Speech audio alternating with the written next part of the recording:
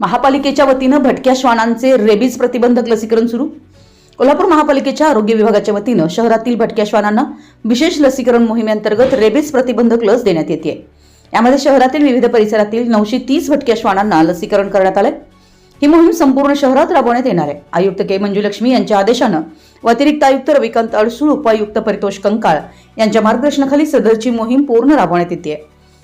भटक्या श्वानांबाबत पशु जन्म प्रतिबंध म्हणजे भटके श्वान हा कायदा आहे। या कायद्यानुसार भटक्या श्वानांचे निर्बीजीकरण व लसीकरण करण्याचे आदेश सर्व राज्यांना दिलेले आहेत। तसेच या कायद्यानुसार भटक्या श्वानांना मारणे अथवा इतरत्र नेऊन सोडणे यास पूर्णपणे मनाई आहे। या कायद्याप्रमाणे महानगरपालिकेचे भटक्या श्वानांचे निर्बीजीकरण करण्याचे कामकाज सुरू आहे। यामध्ये महापालिकेच्या वतीनं शहरातील 11,327 पेक्षा जास्त भटक्या श्वानांचे निर्बीजीकरण आज अखेर करण्यात आले।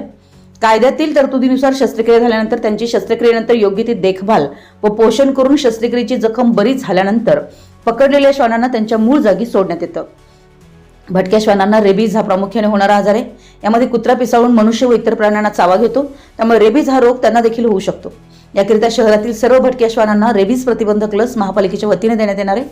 यासाठी महापालिकेमार्फत कुत्री पकडण्यासाठी विशिष्ट प्रकारच्या जाळ्या तयार केल्या आहेत। या जाळ्याद्वारे त्यांना पकडून जागेवरच ही लस देण्यात येते।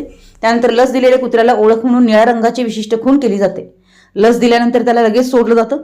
कोल्हापूर महापालिकेच्या मार्फत दरवर्षी भटक्या श्वानांकरिता अशा प्रकारची विशेष मोहीम घेण्यात येते। 2024-25 मध्ये 6,500, 2025-26 मध्ये 7,200 भटक्या श्वानांना रेबीज लस देण्यात आली आहे।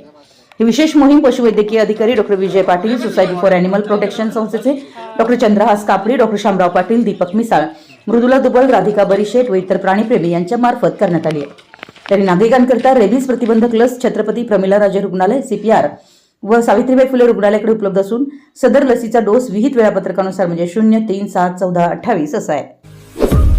आपल्या परिसरातील महत्त्वाच्या बातम्या पाहण्यासाठी आमच्या नवसंकेत न्यूज चॅनलला YouTube वर सबस्क्राइब करा आणि बेल आयकॉन प्रेस करा।